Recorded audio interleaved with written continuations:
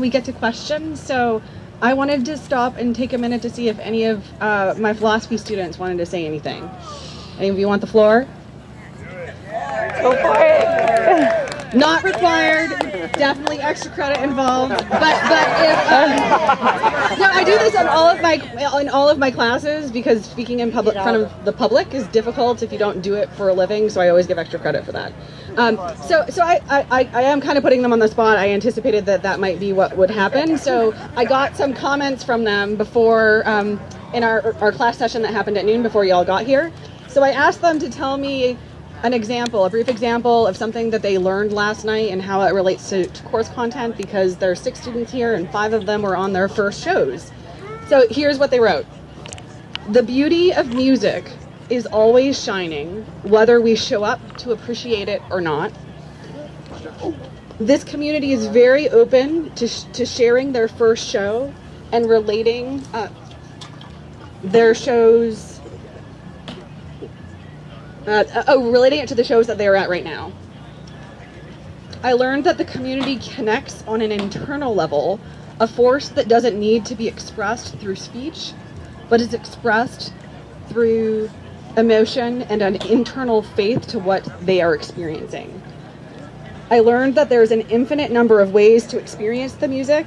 The community is so strong partially because they allow themselves to experience the music individually and share that with others. And this is the last one. I learned that there is a significant kind of affect that comes from the music and has a very emotional draw for most of the community. And I think this affect is what really makes the community so strong.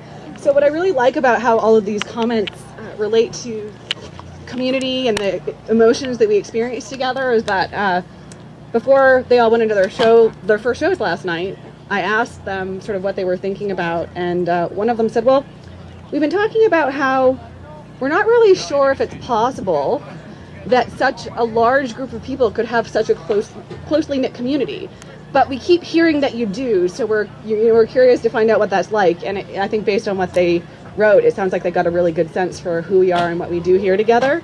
Now, so since so many of them are at their first shows, they have not yet read the Helping Friendly book. I hope that they discover that while they're here and maybe learn a bit about the teachings of the great and knowledgeable philosopher Iculus. I want to say thank you to my amazing co-pirate Kelly Morris for being supportive of the class, the project, for filming. She has been so generous in the time that she has given my students, just like many of the other artists in the community. I met Kelly last year when she volunteered to do the artist interview project with one of my students, and we become lifelong friends and colleagues now. And she's filming here. Just a reminder, you're consenting to be filmed. So, last 2 things before we wrap up here. The first is that we're going to spend some time answering your questions. So you can address it to anybody who spoke today, or even the group as a whole. And then I'm hoping everybody will stick around so we can take a big group photo. This is a really exciting moment in Phish and academic history, and I'd really love for us to be able to document the time that we spent together and show the world what we've done. So, questions, and Natalie is gonna, Dr. Dollar will walk around and give you the mic. Natalie's good. Hey guys, thanks for sharing your academic expertise. I have a question for the statistician, whose name I forget, which is I'm wondering how expectations might play into the ratings on FishNet. Particularly, I don't know if there's a way with distance traveled between shows. Sometimes a show that's hard to get to is higher anticipated, so it gets better ratings if it's great, or it gets lower ratings if it doesn't deliver what people wanted. Yeah, that's actually one of the things that's on there, and there's a lot of problems associated with using Phish.net ratings, for the simple reason that what's already a very enthusiastic fan base, the truly rabid end up on Phish.net. So they are not necessarily representative of the Thunderdome as a whole. A lot of people might not necessarily be here solely for Phish. Let's say they might be here for other reasons. But yeah, what you'll see is on a particularly good show, there's a herd effect, and you'll find that all of a sudden we'll have 500 people rate a really good show and a really bad show. The much maligned October 2016 Grand Prairie show at 2.37 was the lowest rated show. Only like 65 people rated that thing. Right, because they just don't go on and rate a bad show, so that skews the rating. It causes some statistical problems. But yeah, I mean, to what degree do other elements affect the rating? It does. If you look at, for example, the Chicago 2013, actually summer 2013, with the horrible weather, you can actually kind of see the shows that had the weather problems in there. It really did harsh people quite a bit. So, and I don't control for any of that, So. Anyone else? Oh, yeah, a lot of them. This question is for Stephanie. Okay. You can speak for your students that saw their first show last night, or they can speak for themselves if they're here. So you paired them up with Phish vets? So I offered to adopt them out to cruise, but they actually fended for themselves last night, which I think was the right move. But Okay. I'm also suspecting that maybe one night they're going to want to be immersed, so we're going to work on that. Well, you can let any of them know that camp between the orange flag and the banana tree is a very experienced crew who would love to take any of them on their way. We actually had Elysia there in the Parasol, saw her first show, so we did it last night. We can do it again. But it's your second show, so cool. But did they stick together as a group, or did they individually just wander about? So I don't know all the details. Were there details that they weren't willing At to the tell advice you of our as their risk management teacher? office at Oregon State University, We all saw them. there are very clear black boundaries X's regarding on their hands when what they is gave them personal anything. time and what is class time. And but the difficulty that this has created is that by my not actually being with them, I'm very concerned about making sure that they're safe and that they're having fun and that they're learning. And so we have a group WhatsApp sort of text message going for the class. And so I kind of got to observe some of their group messages in real time. And so I have a very vague sense of what happened. And it looks like maybe a couple of them split off from the group and the rest of them were together. But this morning they looked very tired. And they all said that they had an amazing night. So I think that that's a good sign. I did have to intentionally, at the advice of some of my friends and colleagues, send off a text message saying, I'm going to stop checking in on you.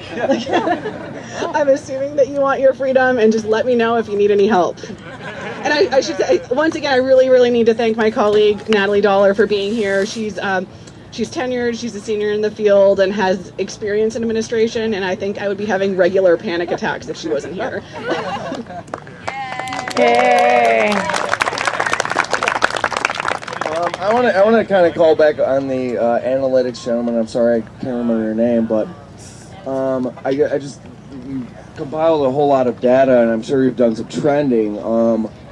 Based on last night's 4.2, I mean, what do the numbers say? Like, what are we getting tonight? Come on. Everybody wants to know. I mean, like Oh man, dude, Hey. I have no idea what they're going to play tonight. Well, I mean, but like, I don't think we're going to get a statistically, tweezer does it go till up or second set down? tomorrow night. But that's just my guess. No, I can't. I can. Based on like, So I can't predict I can't use the model to predict the weather. I can't predict what songs they're going to play tonight. No, I'm just saying, like, statistically over time, trend-wise, like, after a 4.2, like, do we typically get a 4.5? Like, I don't know. Like, hey, are we due for a 3.9 because a 4.2 opener? Like, help me out here. Like, I just want to know what I'm coming into tonight, and I think everybody else deserves to know, too. I just get excited about numbers. I'm a geek. Yeah. Appreciate it. The gentleman is actually concerned about autocorrelation across shows, is what it really boils down to. No, I obviously I can't forecast this because no one knows what they're going to play tonight. And functionally, it's the number of songs they play, how many times they segue, that kind of thing. And so I can't really say anything about that. But you know, it's funny. I actually wrote a paper on this stuff that I hope I can get published someplace. There's actually a journal called Rock Music Studies that I'm thinking about. It's amazing. But the key thing is, I mentioned this to Stephanie, is like my model doesn't matter. It's, you know, it's 4.0 plus or minus 0.2 or 3. And you know, that's going to be the best guess. So no, I can't predict the show. So.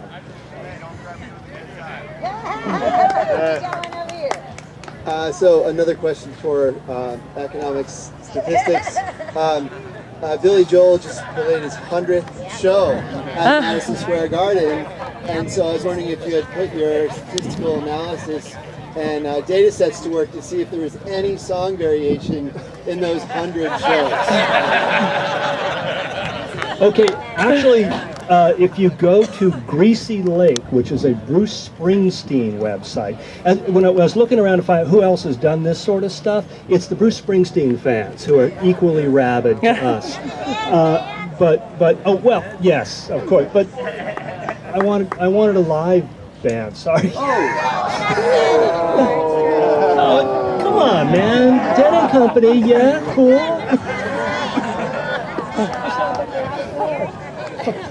Okay, I've never been booed at a conference before. But actually, the thing about Bruce Springsteen is there is very little variation in sets. In fact, even the between song pattern is the same with Springsteen at the beginning of the tour. So when you get on those fan sites, you see the favorite shows are always toward the end because he's not pushing the album anymore. He's actually opened up the songbook. And so, you know, and he goes on tour for a long time, right? He'll be out there for, you know, 6 months out of the year, which is, you know, for artists of that stature is kind of long. But you want to go toward the end of the tour, if you look at that sort of thing, because that's when he actually starts busting stuff out. So they're the same way as us. They want to hear the novelty. Here we go, right here. Question for you. Have you seen or observed like a step change or a kind of a shift in the data that suggests we've gone from like 3.0 to 4.0 Phish? And also a question for the professor. What did your students think of the music last night? Did they like it, or was it kind of like, eh? Yeah, I'll just do that first. Yeah, I don't know about that. I think obviously people have been talking about 4.0. That's been bandied about since probably fall of 13 would be my guess is when we started seeing that. So I think that's as much a state of mind as anything else. I mean, we had natural temporal breaks before when they took the hiatus and then they quit. And so I don't know about that. I do know that we've got a very strong time trend in the data that just does not go away, and it's non-linear, but they're plateauing around, all else equal, plateauing around about a 4.1 right now, 4.05, something like that is basically your baseline rating, and then you deviate around that. So when we checked in this morning, they said that they had a lot of fun, and that's sort of as far as we got. So as the information comes in, I can provide it at a later point in time. I don't know if any of them want to grab the mic, you're welcome to report back. I should say the first Phish that they listened to in the class is a vacuum solo. So I just throw them right into the deep end. Any other questions before? Yeah, I have a question for Janan. Is that right? So you say that performance is, constructive and that you're creating something. So I'm just a little curious about the ontology. Do you think performances pop in and out of existence, right? So like, is there a temporal element where things, they exist while we're in it? Like last night, we were in it. And then, the last note of Golgi, we were still in the experience, but other performances were happening, something like that.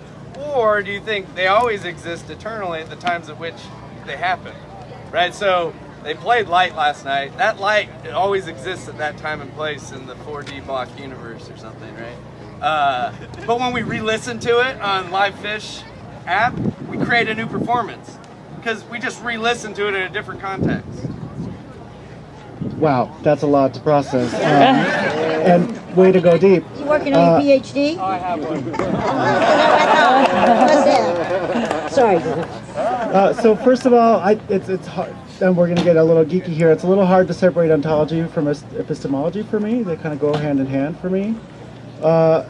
where I want to go with this is, so in terms of the re-listening experience as a kind of re-performance, in my dissertation to get the PhD, I talk in there about this notion of kind of projective identification, which is where once you've been to shows, once you get it, once you've had this experience a lot, and you know what this is, you have a feel for it, it's in your brain and it's in your heart, right? One of the reasons that we collect shows so much, and that's changed now with the advent of the live Phish app, but certainly the tape trading days and even CDs. Listening to shows that you haven't been to, because you've had that experience before, because that's in you, you can project yourself into a show you haven't been into. And I think, correct me if I'm wrong, or back me up, we can project into that and know what it was, even though technically we don't. So we weren't there ontologically, but epistemologically, so to speak, we can get there, right? You can imagine what it would have been like, and that's something relatively rare. It's not often that you can go to some place or some experience that you weren't at, but still feel like you know what it was like to be there, if that makes sense. So that notion of projective identification is one I've heard. Projective identification. You project yourself into a moment that wasn't yours. You weren't there, but you can still. But we can make the claim, right? Right. Well, I can appreciate that, but I can appreciate that piece. But like, I think like a lot of times people try to project, like they look at a set list and they act like they knew what happened. Like, oh well, I'm glad I didn't hit the fucking Friday opener. Hey, I won because I did, like, those weren't my heat, you know? Right. But you judge a show projectionally based on a set list until you've actually heard it. And I just thought and I put that out there. An not extension to say, of that. What's interesting about it is it's a claim, right? We claim, oh, I totally know what it must have been like to be at that show. Of course we don't, and of course you weren't. But it's more of an internal thing. It's much more subjective than objective. So objectively, what you project into or your expectations that you bring to bear on it, that varies, right? But I think internally, kind of more subjectively, it feels truthful. It doesn't feel like you're cheating or that you're making a claim that can't be backed up. To say that you can feel what it would have been like, it's a deeply personal thing, right? Other questions? Lynnea. Student warning. Student from OSU Cascades, too. Cascades. I'll share my experience if people want to ask questions. Yeah. Thank you so much. Do you, Anyone have any questions for a student? Do you want me to come up there and people? Where were you?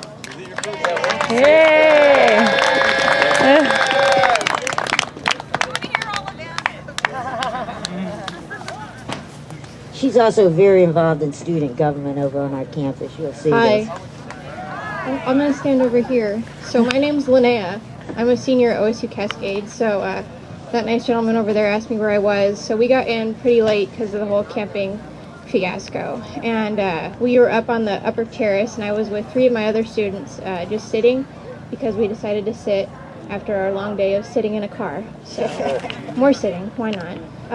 And just for some previous background information, I'm a pretty big Deadhead myself, and I've been to a few Dead & Company concerts. I agree that it's not the same experience, even though I never was able to see the Grateful Dead. I still love them with all my heart, so I truly enjoy jam bands with all my heart, and so I truly loved seeing everyone get down and get into the music. That's what I really enjoy and love the most. So that was my favorite experience, and I do know a few of the songs because as soon as I was jumped into this class, I tried to listen to a few live songs and live sets because I wanted to be able to go to a concert and enjoy it for the whole entire experience. I didn't want to go into an experience and be like, I don't really know what's going on, because I did not want to do that. So when we were into it, I really, really enjoy Phish's funk persona.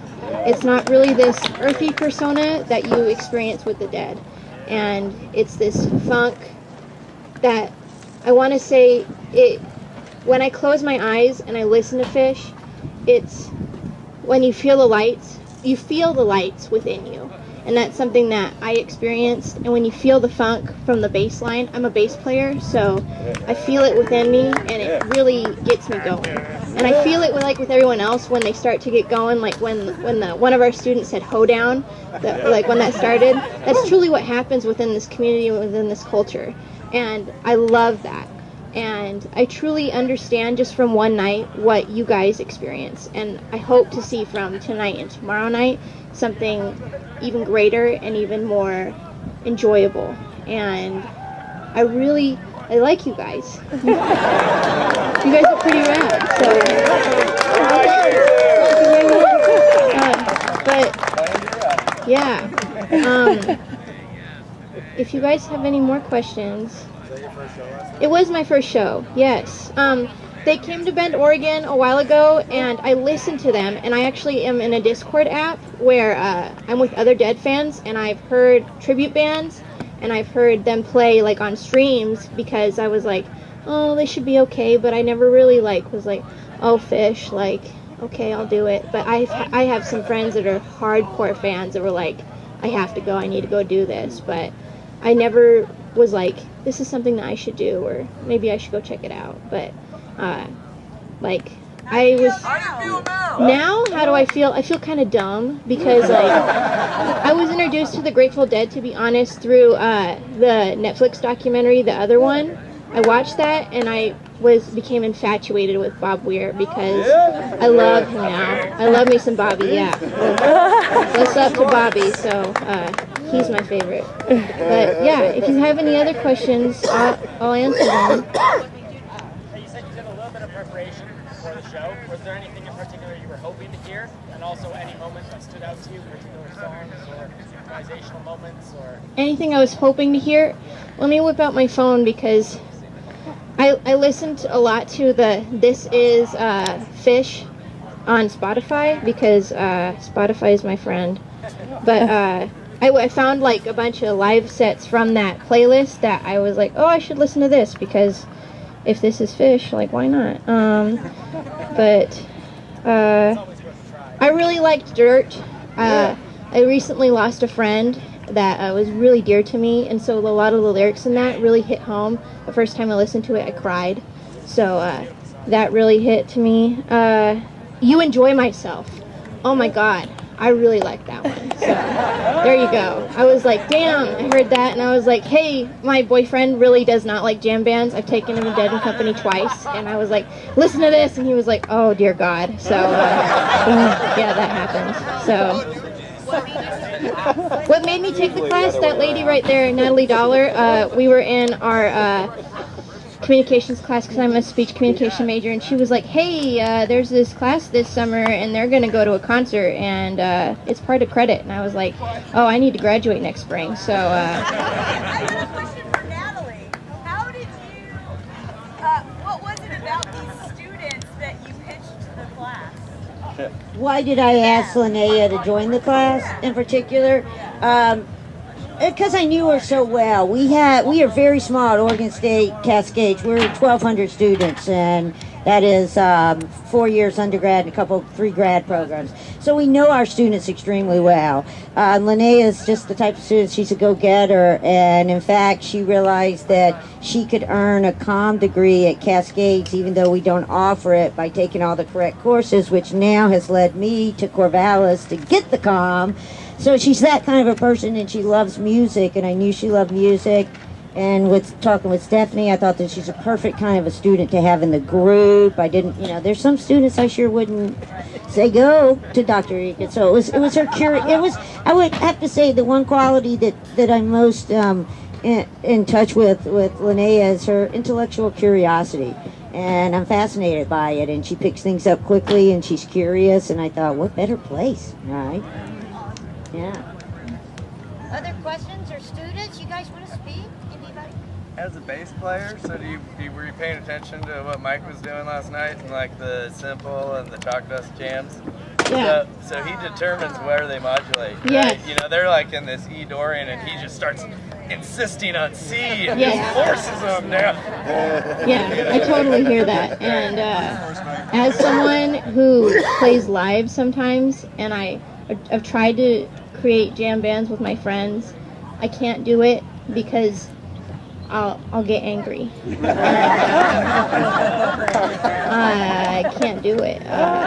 Let's just put it that way. But I really, going on to, Janon's article that we read in class, the reflexivity that happens between the group and the risk that happens between the group, and being able to be flexible and play with each other, and being able to listen to each other within music is an incredible skill, and you have to be an incredibly skilled musician to do that.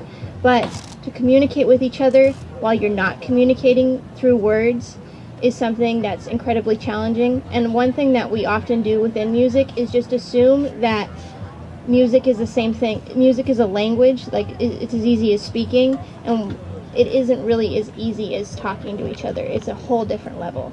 It's something that's incredibly challenging that a lot of people don't understand until you try it.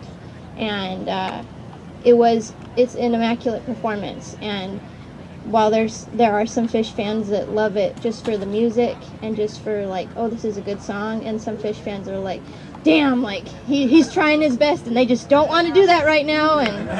But yeah, I really enjoyed it, and I can't wait to see like what tomorrow night holds and tonight holds. So yeah. Does anyone else from the class want to talk? Other questions? Do you want to talk? Just for a second. Yes. Yay. Excellent. Story number 2. Hello. I think we're taking a picture after this, if you have stayed along, which is great. Thank you. I have a public service announcement from the class. We are doing a kind of scavenger hunt.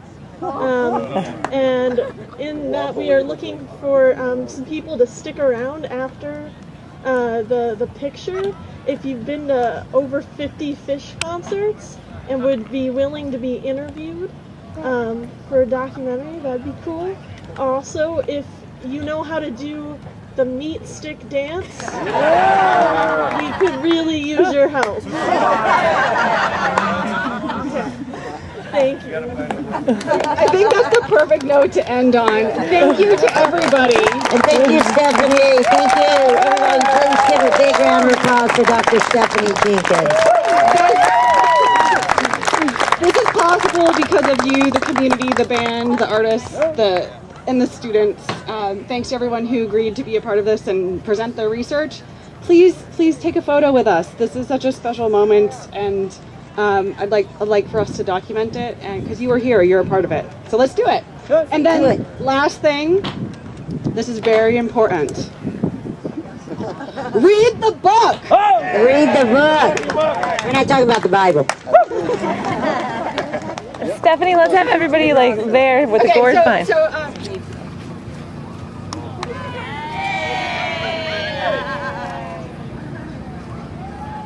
Okay, you guys. Say Phish. Ow! Say ow, ow, ow!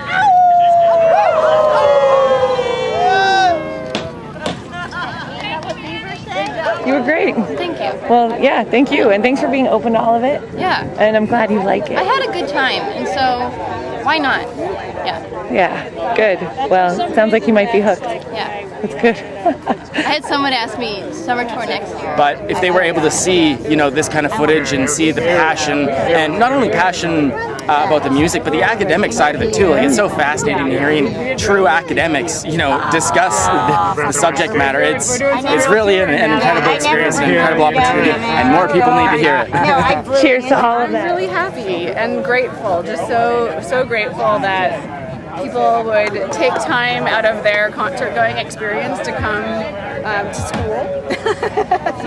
And grateful for the community and the scholars, right, that make this possible, and the students for being willing to participate in an experience. I think people were like, yes, we want to hear this. Because I think everybody, you miss that a little bit. Like the first time you go see Phish, like it kind of blows you away. You don't even know how to process it. Yeah. Like you kind of want to hear somebody talk through that. So this is the exciting thing about working with Kelly is that what we realize, it's not just that they're taking a philosophy class, it's that most of them are at their first Phish shows, and for many fans, our first show is so far back that you kind of like vaguely remember, but it's a distant, echoey memory. And so this, like, by having them out there filming themselves and like doing the confession booth assignments. Yeah, no, they're making a documentary with Kelly, and so we're gonna get to experience their first shows through their eyes. The overlap, the ideas are so similar, and I just couldn't be more pleased with the crowd that showed up today. What a wonderful, unbelievable experience that we had. Yeah, it was fantastic. It was fantastic. Yeah, thank you for inspiring. Thank you for counseling. Thank you for guiding. Thank you for leading the way. It's so fun, and thank you for having me. Oh my God.